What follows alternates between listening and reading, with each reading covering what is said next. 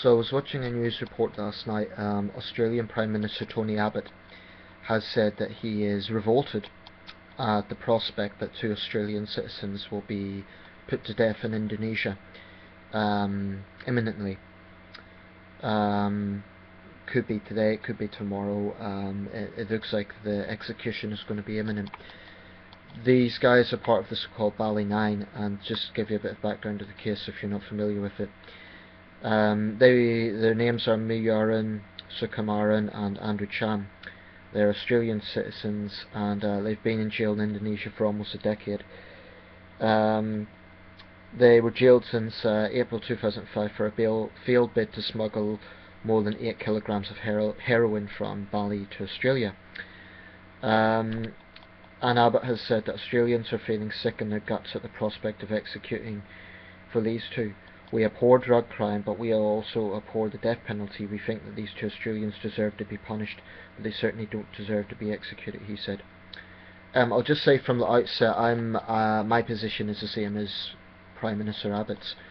Well, I'll get to that in a second, but that's just to put my position out there from the outset. It says the 2 men will be given 72 hours notice of their impending appointment with a 12-member firing squad once they arrive on the island of Nusa Kambangan. But precisely when is unclear. They are among a number of people from different countries who are also scheduled for execution. Chan, 31, was called the ringleader of the plot, and Sukumaran was described as Chan's collaborator in the scheme. 7 other people who had participated in the plan were also serving lengthy prison sentences. Chan was detained after boarding a plane to Sydney. He wasn't carrying any drugs, but was named by others as the mastermind of the plot. The Indonesian Administrative Court last week dismissed the case filed by lawyers of the 2 Australians against President Joko Widodo. The attorneys wanted a review of the President's decision to deny them clemency. Todang Mulya Lubis, who represents the pair, said a challenge had been submitted to the Administrative Court, and lawyers are still waiting for a court summons. There should be no execution as long as there is a legal process going on, Lubis said. Sukumaran and Chan have become model prisoners during their time behind bars, according to fellow inmates and the jail's chief warden. Sukumaran is studying fine arts and has set up a class for fellow inmates. Chan has found spirituality, which he uses to counsel inmates with drug problems. The rehabilitation is genuine, Australian Foreign Minister Julie Bishop has said. Andrew and Muyaran are a model of what penal systems the world over long to achieve, Bishop told the Australian Parliament in February. And the so-called Bali Nine, there's inmates from other countries that have been involved in this as well. Brazil, the Netherlands, Malawi, Nigeria and Vietnam. Vietnam also has a death penalty, so I haven't heard any official lines from them. But Brazil and the Netherlands is also taking quite an outspoken stance. Brazilian President Dilma Rousseff issued a statement saying that execution of one of her countrymen had severely affected relations with Indonesia. She, of course, is known for her background in human rights. From what I saw, Brazilians were mixed on her opinion. Some Brazilians supported Indonesia, other Brazilians didn't. Anyway, I'm just sort of paraphrasing the article there from CNN. I also saw a brief interview between Christian Amanpour and President Widodo. Now, what President Widodo has said is that drugs are a massive scourge in Indonesia. Up to 18,000 people die every year from drugs in Indonesia. He says this is a crisis. Well, I'm not disputing that. And one thing I want to make very clear is that there's this perception that if you're opposed to the death penalty in these cases, then you're sympathetic to the accused, or you are, sympathetic to the crime. I'm sympathetic to their plight, what they're facing, but I'm not sympathetic to the crime that they committed. Let me explain that. They knowingly took part in the drug trade in a country that is well known for tough penalties. In fact, pretty much every Asian country is known for having tough penalties on drugs. I remember when I was flying into Malaysia, it was a transfer. Even on the plane they made announcements like Malaysia takes drug offences seriously and so on, and potentially in the death penalty. So this is not a case that these guys didn't know. They knew full well what they were doing, and I think you're gambling in a very big way if you do anything connected with drugs in an Asian country, knowing the penalties that exist, especially in terms of dealing. And it sounds like these guys were high-level dealers, not just mules. But I'm still opposed to the death penalty. And this is why I don't think there is any moral justification for taking a human life, no matter how despicable that crime is. Talking about drug cases, there are certain types of crimes I would maybe sway towards favouring the death penalty, for example child murder or mass terrorism and so on, but even in those cases I believe there can be flaws. So this is not a case that I'm ignorant of the crime they've committed. It's not harmless. The drug trade does damage thousands of lives. Yes, there's a choice factor, but you know, these guys were knowingly dealing, and you know, what they do destroys lives. So those of us who oppose the death penalty should never ever lose sight of that fact. You know, Indonesia is not just going to potentially kill them for no reason, so there is a crime. And there seems to be no doubt about their innocence. It's not a case that they're saying that they're innocent. In terms of the reform factor, the fact that they've become changed people, I think that should be taken into consideration. I have to say, one reason I'm skeptical about this, and another reason I think it shouldn't go ahead, is because I do believe it is politically motivated. I believe that what is happening is that President Widodo is trying to show Indonesians, it's sort of for populist reasons, that he's just as tough on foreigners as it would be with Indonesian inmates. That's sort of understandable, but I also think that it's sorry, I'm just getting a phone call. No, ignore that. I also think that that's sort of political manoeuvring, and that's what I believe it is. You know, President Widodo, as far as I understand, does have the power to issue clemency in the same way that an American state governor would. He could do it. He could offer clemency to these men. No one is saying that they shouldn't be punished for the crime they committed. In fact, Tony Abbott made it clear that they should be punished. But killing them is punitive. And let's be clear, that's what the death penalty is. It's killing. So sometimes I feel a little bit emotional on this, because I feel that people become desensitized. Very often I hear comments say, oh well, if you can't face a penalty, don't do the crime, and you know, they're stupid and so on. And I understand that. If you go to an Asian country and deal drugs, not only is it stupid, it's wrong. It's a crime. So, you know, these aren't political prisoners, they're not conscientious prisoners or anything like that. They committed a terrible crime. And the drug trade is filthy. It damages lives. So I have no doubt these men should be punished. But it is quite obvious that the Indonesian government is pushing the death penalty because it wants to send out a political message. So it's more about politics than justice. I really do believe that. You know, these guys aren't a threat now. Seemingly that they're reformed prisoners, they're not continuing. You know, this isn't like they've been in jail for 10 years. So I would propose that the best outcome would be just keep them incarcerated. I don't see how killing them is going to change anything. In fact, if you look at it from a practical point of view, killing drug dealers is only going to make existing drug dealers more powerful, because they'll just put up their prices, which then makes it more dangerous, because they become more ruthless. It's sort of like Al Capone, you know, wiping out his opposition to become... in fact, what Indonesia arguably is doing is fueling the drug trade by helping those existing dealers by killing others. In other words, they're making those who do exist more powerful. Just killing these people isn't going to change a damn thing, because we'll be reading about cases like this 10 years from now. It's not going to end the drug trade. And that doesn't mean I'm ignoring the damage the drug trade causes. I do believe drug dealers should be severely punished.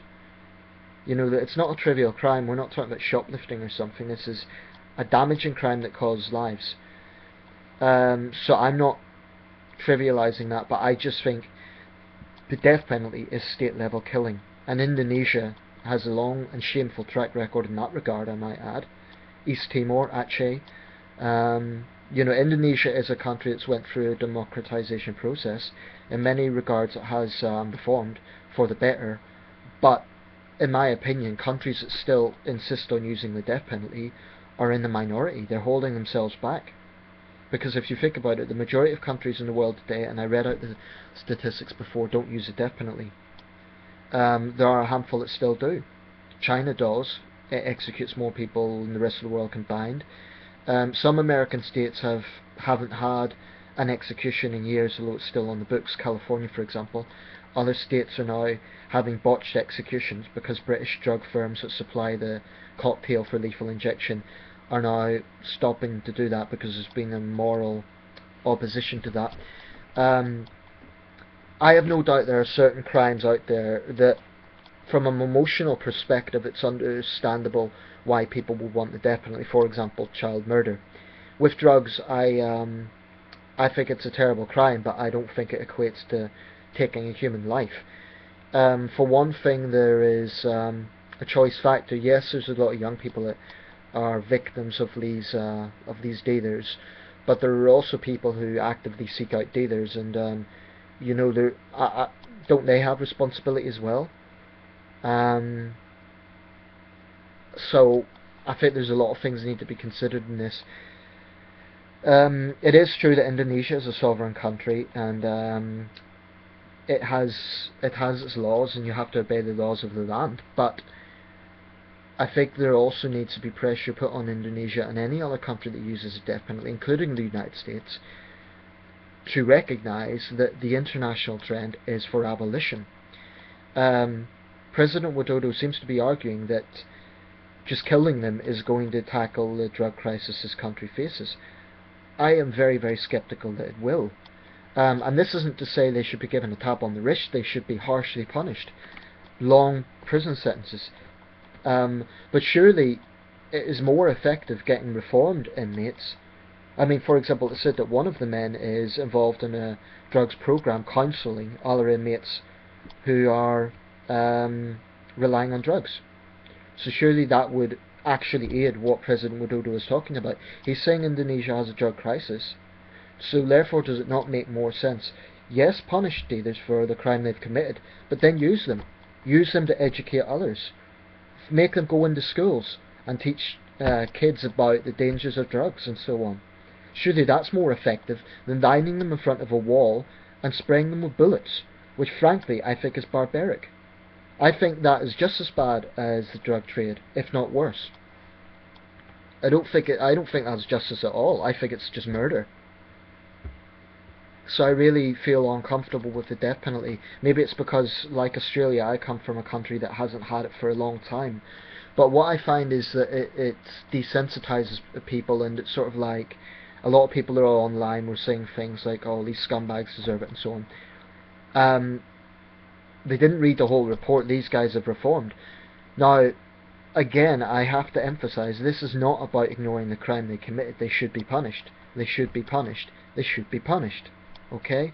But I really do believe this is politically motivated. And another thing that makes me very uncomfortable, I don't understand why some countries that use the death penalty have such a shady way of approaching it, i.e. why there's a vagueness as to the exact time it's being carried out. I've never understood that. Maybe someone who supports the death penalty can explain that to me. Why is it that certain countries, I believe Japan does this as well, when they execute people, sometimes the family of the condemned only finds out afterwards, so there's no, not that there would ever be anything that would make it better, but I just think there's something very callous about that, and I think it's just basically, my perception is it's just to add cruelty to what is already a pretty backward punishment. I can't understand why you would psychologically play games with someone's life in that way, like you're going to be executed but we're not going to tell you exactly when. Why? That's surely a form of psychological torture. I mean, it's not necessarily that if you know time of death, as is the case in the United States, it would make it a lot better, but I do think it gives the condemned some sort of closure. And yes, I do think there's a need for a humane side to this. Now, okay, firing squad is fast. It's, you know, there's no chance of a botched execution, but I just, overall, I just feel very uncomfortable with the death penalty, and actually I'm very grateful my country doesn't use it. This has nothing to do with being, you know, liberal or something on this. In fact, Tony Abbott is a Conservative Prime Minister. But I just feel deeply uncomfortable with the death penalty. In fact, that's a point that is worth mentioning. Tony Abbott is a Conservative Prime Minister. Dilma Rousseff comes from a socialist background. So this is something that actually isn't just about left and right. It goes beyond that. We're talking about human lives. I'll leave it there. But I oppose this for two reasons. Number one, I don't think it's going to change anything, and I think it might actually make the problem worse by making existing dealers more powerful because their opponents are being killed. And secondly, I just think it has no place in the 21st century. I see no difference between the death penalty and murder. I just don't. And it's not that I have any sympathy with people who commit heinous crimes. I emphasize again and again and again, if they're guilty, they deserve punishment, especially knowing what they've done. But it's just, I just don't see any merit from killing these men, or anyone else for that matter. And also, I differentiate between drug crime, as serious as it is, and something like terrorism or child murder. The reason being, drug pushers are parasites. They prey off people's addiction, but the other party, i.e. those who choose to take drugs, are also responsible.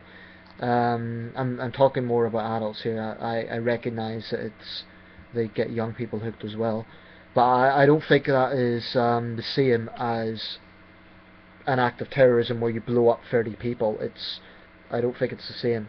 It's a serious crime, and they should be punished. But I think Indonesia is going to go ahead with this. I don't see any way now that these guys will be reprieved.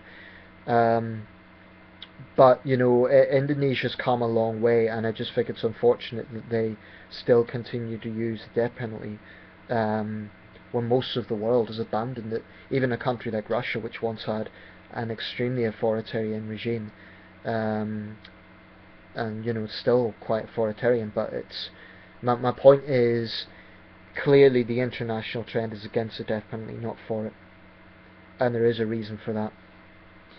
Let me know your thoughts, but please, if you're going to say something like, oh, they deserve it, I would ask you to take on board the points I'm bringing up here. The fact that these are reformed inmates. It's not like they were caught yesterday and they're remorseless. They seemingly are reformed, and I just don't see what virtue there is in killing these people, because that's what it is, killing. So how does that make the Indonesian government any better than drug pushers? Anyway, I'll leave it there because I'm just going to repeat myself. Let me know your thoughts.